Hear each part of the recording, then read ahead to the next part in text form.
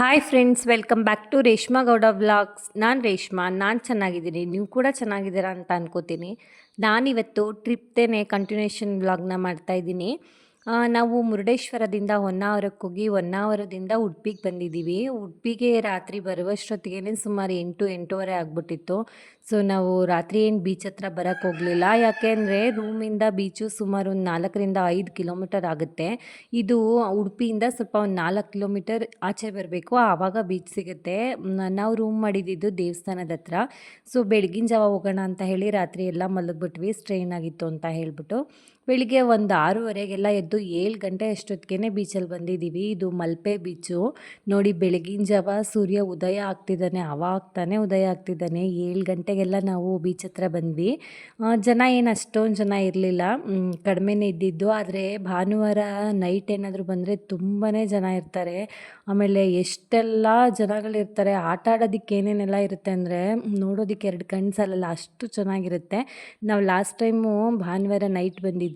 ಈ ಸಾರಿ ರಾತ್ರಿ ಬರೋಕ್ಕಾಗಲಿಲ್ಲ, ಬೆಳಗಿನ ಜಾವ ಬಂದಿದ್ದೀವಿ. ಜನ ಏನು ತುಂಬಾ ಇರಲಿಲ್ಲ. ಸ್ವಲ್ಪ ಅವತ್ತು ಆಟ ಆಡಿದ್ವಿ, ಅಂದರೆ ನೆನ್ನೆ ಕೂಡ ಆಟ ಆಡಿದ್ರಿಂದ ಅಷ್ಟೇನು ಆಟ ಆಡಬೇಕು ಅಂತ ಅನ್ನಿಸ್ಲಿಲ್ಲ. 1 ಅವರ್ ಎಲ್ಲ ಆಟ ಆಡ್ಬಿಟ್ಟು ಮಕ್ಕಳು ಕೂಡ ಆಟ ಆಡ್ಕೋತಿದ್ದಾರೆ. ಅಂದರೆ ಅವರಿಗೆ ನೀರೊಳಗಡೆ ಬರೋದಕ್ಕೆ ಭಯ ಅಂತ ಹೇಳ್ಬಿಟ್ಟು ತುದಿನಲ್ಲೇ ಕೂತ್ಕೊಂಡು ಆಟ ಆಡ್ಕೋತಿದ್ದಾರೆ. ನಾನು ನಮ್ಮ ಮನೆಯವರು ಸ್ವಲ್ಪ ಒಳಗಡೆ ಹೋಗ್ಬಿಟ್ಟು ಆಟ ಆಡಿದ್ವಿ.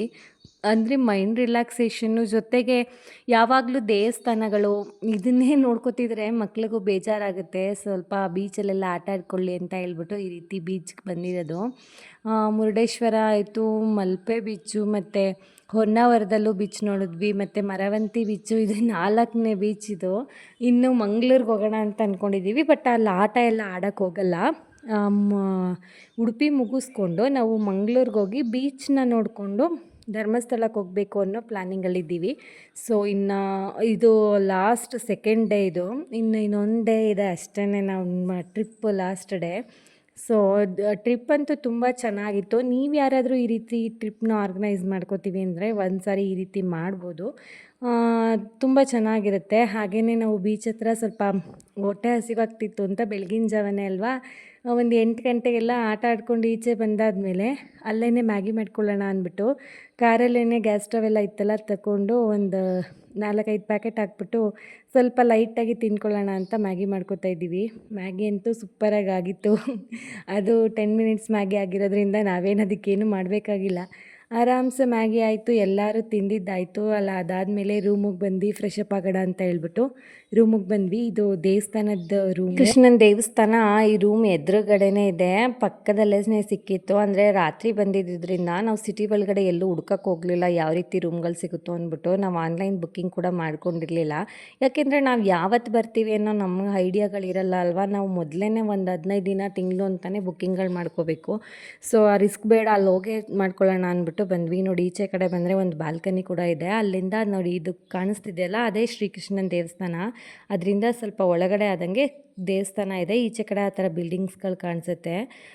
ಸೊ ನಾವೆಲ್ಲ ಫ್ರೆಶ್ ಅಪ್ ಆಗಿ ದೇವಸ್ಥಾನಕ್ಕೆ ಹೊರಡ್ತಾ ಇದ್ದೀವಿ. ಸುಮಾರು 9 ಗಂಟೆಗೆಲ್ಲ ನಾವು ದೇವಸ್ಥಾನಕ್ಕೆ ಬಂದುಬಿಟ್ವಿ. ಅಲ್ಲೇ ಮ್ಯಾಗಿ ಮಾಡ್ಕೊಂಡು ತಿಂದಿದ್ದರಿಂದ ತಿಂಡಿ ಏನು ತಿನ್ನೋಕ್ಕೆ ಹೋಗಲಿಲ್ಲ. ಎಲ್ಲರಿಗೂ ಸ್ವಲ್ಪ ಹೊಟ್ಟೆ ತುಂಬಿತ್ತು. ಮೊದಲು ದೇವ್ರ ದರ್ಶನ ಮುಗಿಸ್ಬಿಡೋಣ, ಆಮೇಲೆ ಊಟದ ಕಡೆ ತಲೆ ಕೆಡಿಸ್ಕೊಳ್ಳೋಣ ಅಂತ ಹೇಳ್ಬಿಟ್ಟು ದೇವಸ್ಥಾನಕ್ಕೆ ಬಂದ್ವಿ. ನಾವು ಬರುವಷ್ಟೊತ್ತಿಗೆ ಆಗಲೇ ತುಂಬಾ ರಶ್ ಇತ್ತು. ಎಷ್ಟುದ್ದ ಕ್ಯೂ ನಿಂತಿದ್ರು ಅಂದರೆ ನೋಡಿ, ತೋರಿಸ್ತೀನಿ ನಿಮಗೆ. ಇಲ್ಲಿ ನೋಡಿ, ಅದು ದೇವಸ್ಥಾನದ ಎಂಟ್ರೆನ್ಸು. ಹೊರ್ಗಡೆನೇ ಇಷ್ಟು ಜನ ಇದ್ದಾರೆ, ಇನ್ನು ಒಳಗಡೆ ಸುಮಾರು ಒಂದು ಅರ್ಧ ಕಿಲೋಮೀಟರ್ ಹೋಗಬೇಕು ನಾವು. ಮೇಲೆ ಹತ್ತಿ ಒಂದು ರೌಂಡೆಲ್ಲ ಸುತ್ತಕೊಂಡು ದೇವಸ್ಥಾನದೊಳಗಡೆ ಹೋಗಬೇಕು. ಮಿನಿಮಮ್ ಅಂದರೂ 1 ಅವರ್ ಮೇಲೆ ಆಗ್ತಾಯಿತ್ತು. ಸೊ ನಾವು ಕ್ಯೂಗೆ ನಿಂತ್ಕೊಂಡ್ವಿ. ನೋಡಿ, ಇದು ಒಳಗಡೆ ಹೋದರೆ ದೇವಸ್ಥಾನದ ಒಳಗಡೆ ಈ ರೀತಿ ಇದೆ. ಅಲ್ಲೇ ಹೋಮಗಳು, ಅವ್ರದ್ದು ಏನೇನೋ ಪೂಜೆಗಳೆಲ್ಲ ಮಾಡ್ಕೋತಾಯಿದ್ರು. ಶ್ರೀಕೃಷ್ಣನಂತೂ ನಾವು ತುಂಬ ಸತಿ ಅಂದರೆ ಒಂದು 4-5 ಸಾರಿ ನೋಡಿದ್ದೀವಿ. ಆಲ್ಮೋಸ್ಟ್ ಟ್ರಿಪ್ಗೆಲ್ಲ ಬಂದಾಗೆಲ್ಲ ಇಲ್ಲಿಗೆ ಬರ್ತೀವಿ.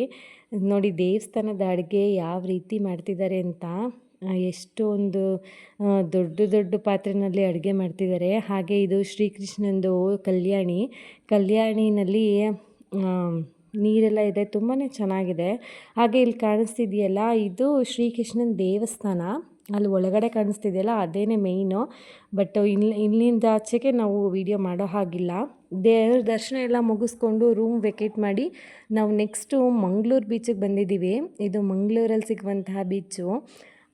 ಬೀಚ್ ಅಂದರೆ ತುಂಬಾ ಬಿಸಿಲಿತ್ತು, ಮಧ್ಯಾಹ್ನ ಆಗ್ಬಿಡ್ತು. ನಾವು ಉಡುಪಿ ಮುಗಿಸ್ಕೊಂಡು ಮಂಗಳೂರಿಗೆ ಬರೋಷ್ಟೊತ್ತಿಗೆ ಸುಮಾರು ಒಂದು 12ರಿಂದ 1 ಗಂಟೆ ಆಯಿತು. ಎಷ್ಟು ಬಿಸಿಲಿತ್ತು ಅಂದರೆ ಮರಳ ಮೇಲೆ ಕಾಲು ಇಡೋಕ್ಕಾಗ್ತಿರ್ಲಿಲ್ಲ, ಅಷ್ಟು ಬಿಸಿಲಿತ್ತು. ಆಮೇಲೆ ಏನು ಅಲ್ಲಿ ಜನಗಳು ಇರಲಿಲ್ಲ. ಸ್ವಲ್ಪ ಹೊತ್ತು ಕೂತು ಬೀಚೆಲ್ಲ ನೋಡಿದ್ವಿ. ಆಮೇಲೆ ಬಿಸಿಲು ಜಾಸ್ತಿನೇ ಆಯ್ತಾಯಿತ್ತು. ಮತ್ತು ನಾವು ನೆಕ್ಸ್ಟ್ ಯಾವ ಬೀಚ್ಗೂ ಹೋಗಲಿಲ್ಲ. ಅಲ್ಲಿಂದ ನಾವು ಧರ್ಮಸ್ಥಳಕ್ಕೆ ಹೋಗೋಣ ಅಂತ ಹೇಳ್ಬಿಟ್ಟು ಧರ್ಮಸ್ಥಳಕ್ಕೆ ಬಂದ್ವಿ. ಸೊ ಮಧ್ಯ ಅಡುಗೆ ಎಲ್ಲ ಮಾಡ್ಕೊಂಡು ಊಟ ಮಾಡಿಕೊಂಡು ಧರ್ಮಸ್ಥಳಕ್ಕೆ ಬರುವಷ್ಟೊತ್ತಿಗೆ ಸುಮಾರು ಸಂಜೆ ಒಂದು 7 ಗಂಟೆ ಆಗಿಬಿಡ್ತು. ಬಂದು ರೂಮ್ ಮಾಡಿಬಿಟ್ಟು ಫಸ್ಟು ದೇವ್ರ ದರ್ಶನ ಕೊಟ್ಟೋಗೋಣ ಅಂತ ಹೇಳಿ ಬಂದಿದ್ದೀವಿ. ಯಾಕೆಂದರೆ 8 ಗಂಟೆ 7 ಗಂಟೆ 7:30 ಆ ಟೈಮಲ್ಲಿ ಹೋದರೆ ದೇವ್ರ ದರ್ಶನ ಈಸಿಯಾಗಿ ಆಗುತ್ತೆ. ನೋಡಿ ಅಲ್ಲಿ 2 ಆನೆಗಳು ಕೂಡ ಇದೆ. ಧರ್ಮಸ್ಥಳದಲ್ಲಿ ಆನೆಗಳಿದೆ. ಎಲ್ಲ ಟೈಮಲ್ಲೂ ಇರಲ್ಲ ಅನಿಸುತ್ತೆ, ಸಂಜೆ ಇದು ರಾತ್ರಿ ಇರುತ್ತೆ. ನಾವು ದರ್ಶನ ಮುಗಿಸ್ಕೊಂಡು ಬರೋಷ್ಟೊತ್ತಿಗೆ ಇರಲಿಲ್ಲ, ಹೊರ್ಟೋಗಿದ್ವು. ಸೊ ಸಾಯಂಕಾಲ 8 ಗಂಟೆಗೆಲ್ಲ ನಾವು ದರ್ಶನ ಮುಗಿಸ್ಕೊಂಬಿಟ್ರೆ ಬೆಳಗಿನ ಜಾವ ನಾವು ಮತ್ತೆ ಕುಕ್ಕೆ ಸುಬ್ರಹ್ಮಣ್ಯಕ್ಕೆ ಹೋಗಬೇಕು ಅನ್ನೋ ಪ್ಲ್ಯಾನಿಂಗಲ್ಲಿ ಇದ್ದಿದ್ದರಿಂದ ಅಲ್ಲಿಗೆ ಹೊರಡೋಕ್ಕೆ ಸರಿ ಹೋಗುತ್ತೆ ಅಂತ ಹೇಳ್ಬಿಟ್ಟು ರಾತ್ರಿಯೇ ಬಂದ್ವಿ. ಆಮೇಲೆ ಇನ್ನೊಂದು ಅಂದರೆ ಈ ಟೈಮಲ್ಲಿ 1 ಅವರಲ್ಲೆಲ್ಲ ದರ್ಶನ ಆಗಿಬಿಡುತ್ತೆ. ನಾವೇನಾದರೂ ಬೆಳಗಿನ ಜಾವ ಬಂದು ನಿಂತ್ಕೋತು ಅಂದರೆ ಮಿನಿಮಮ್ ಅಂದ್ರೂ 10ರಿಂದ 11 ಗಂಟೆ ಆಗಿಬಿಡುತ್ತೆ. ಯಾಕೆಂದರೆ ಅವತ್ತು ನಾವು ಹೋಗಿದ್ದು ಸಾಟರ್ಡೆ ಆಗಿರೋದ್ರಿಂದ ಸಂಡೇ ತುಂಬಾ ರಶ್ ಇರುತ್ತೆ. ಸಾಟರ್ಡೆ ಫುಲ್ಲು ರೂಮ್ಸೇ ಸಿಗ್ತಾ ಇರಲಿಲ್ಲ, ಅಷ್ಟು ಹೆವಿ ರಶ್ ಆಗಿತ್ತು. ಇಡೀ ಧರ್ಮಸ್ಥಳ ಪೂರ್ತಿ ರೂಮ್ ಖಾಲಿ ಇರಲಿಲ್ಲ, ಅಷ್ಟು ರಶ್ ಆಗಿಬಿಟ್ಟಿತ್ತು. ಸೊ ಸಂಡೇ ಇನ್ನೆಷ್ಟು ಜನ ಸೇರ್ಬೋದು ಅನ್ನೋ ಭಯದಲ್ಲೇ ನಾವು ನೈಟೇ ದರ್ಶನ ಮುಗಿಸ್ಬಿಟ್ವಿ. ನೋಡಿ ಆರಾಮಾಗಿದೆ, ಏನಿಲ್ಲ, ಒಟ್ಟಿನಲ್ಲಿ ನಡ್ಕೊಂಡು ಹೋಗ್ತಿದ್ದೀವಿ ಅಷ್ಟೇ. 1 ಅವರ್ ನಡೆದಿದ್ದೀವಿ, ದೇವ್ರ ಹತ್ರ ಹೋದ್ವಿ ಅಷ್ಟೇ. 1 ಗಂಟೆ ಟೈಮಲ್ಲಿ ದೇವ್ರ ದರ್ಶನ ಮುಗೀತು. ದೇವ್ರ ದರ್ಶನ ಅಂತೂ ತುಂಬ ಚೆನ್ನಾಗಾಯಿತು. ನೋಡಿ ಎಷ್ಟು ಚೆನ್ನಾಗಾಗಿದೆ ದೇವ್ರ ದರ್ಶನ. ಬೆಳಗಿನ ಟೈಮು ತುಂಬ ರಶ್ ಇರುತ್ತೆ, ರಾತ್ರಿ ಟೈಮ್ ಹಾಗಿರಲ್ಲ. ದೇವ್ರ ದರ್ಶನ ಮುಗಿಸ್ಕೊಂಡು ಅಲ್ಲೇ ಪ್ರಸಾದ ಕೂಡ ಕೊಟ್ಟರು. ಇದು 150 ರೂಪಾಯಿನ ಪ್ರಸಾದ. ದ್ರಾಕ್ಷಿ ಕಲ್ಸಕ್ಕರೆ ಎಲ್ಲ ಮಿಕ್ಸ್ ಆಗಿರೋದು 1 ಬಾಕ್ಸು, ಮತ್ತು ಅರಿಶಿನ ಕುಂಕುಮ, ಪಂಚಕಜ್ಜಾಯ ಮತ್ತು ತೀರ್ಥ ಅದನ್ನೆಲ್ಲ ಕೊಟ್ಟಿದ್ದರು. ಪ್ರಸಾದ ಅಂತೂ ತುಂಬ ಚೆನ್ನಾಗಿತ್ತು. ನಾವು ಅಲ್ಲೇ ಓಪನ್ ಮಾಡ್ಕೊಂಡು ಸ್ವಲ್ಪ ತಿಂದ್ಬಿಟ್ಟು ಮತ್ತೆ ರಾತ್ರಿ ರೂಮಲ್ಲಿ ಹೋಗಿ ಸ್ಟೇ ಆದ್ವಿ. ವಿಡಿಯೋ ಇಷ್ಟ ಆದರೆ ಲೈಕ್ ಮಾಡಿ, ಶೇರ್ ಮಾಡಿ, ಸಬ್ಸ್ಕ್ರೈಬ್ ಮಾಡೋದನ್ನು ಮರಿಬೇಡಿ. Thank you all.